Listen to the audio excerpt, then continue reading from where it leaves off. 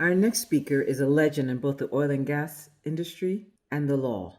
Mr. Tsatsu Tsikata led the Ghana National Petroleum Corporation for decades. He currently advises his private clients on how best to leverage oil and gas, power our present, even as we strive to implement renewable energy for our future. I present to you Mr. Tsatsu Tsikata. I'm Tsatsu Tsikata. I'm a lawyer. I used to be the head of Ghana's National Petroleum Corporation, and I'm still involved in a private capacity in the oil and gas sector. Africa needs comprehensive solutions for energy to be available at low cost to all of its citizens. This will not only drive industry, but will also, for instance, drive agriculture with widespread agro-processing solutions at the doorstep of the farmer.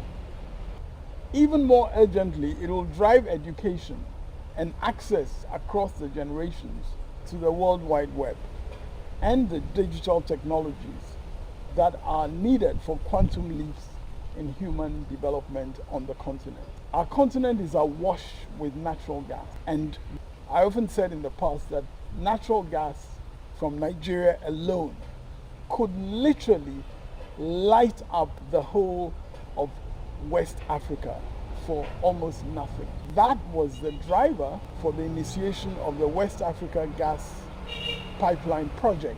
Even earlier, while head of the National Petroleum Corporation in Ghana, we highlighted the importance of natural gas from even the limited oil fields that were known at the time to be a complement to Ghana's hydro-based power generation.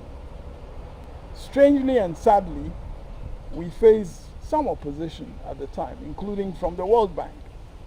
It was claimed that the hydro system would be sufficient for Ghana, except for the 1 year in 7 that the water level in the dam was going to be down, as it were.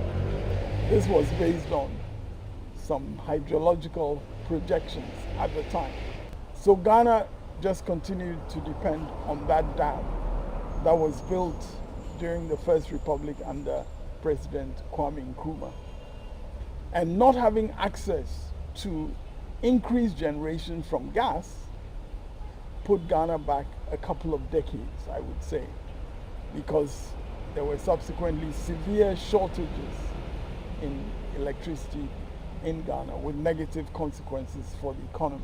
The National Corporation in Ghana at the time also undertook a project to have liquefied petroleum gas used in locally designed stoves as a substitute for fuel wood domestic cooking, with its attendant consequences for the forest. I'm again excited to have the opportunity in a private capacity now to be advising a number of many private sector companies undertaking oil and gas projects in various countries in Africa and across in South America to ensure optimal harnessing of natural gas in these projects. This will bring about dramatic improvements in access to energy in each of the countries, something I know is so vital for the future of the continent. I'm excited at the opportunity that this gathering of impact investors interested in making an impact on Africa's development provides for considering the energy situation on the continent. Investing in natural gas for power in Africa is on the critical path to the desired impacts for Africa's development. Because access to low-cost energy will give a boost to Africa's ability to derive maximum value from our huge mineral endowments. It will also, without a doubt, put a smile on the face of that young school child as he or she seeks to do their homework, or even more currently, attend school virtually from home or wherever. The needed investment requirements are but a fraction of the huge value that international oil companies have derived and continue to derive from Africa's oil and gas wealth.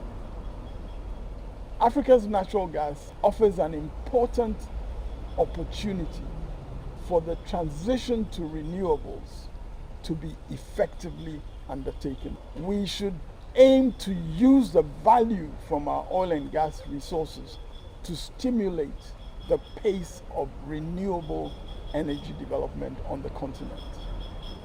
If this Impact Futures project for Africa does nothing more than enable all investors in Africa to recognize important linkages between mega projects they are seeking to undertake and human welfare at a micro level, it would already have made a critical impact for Africa's future.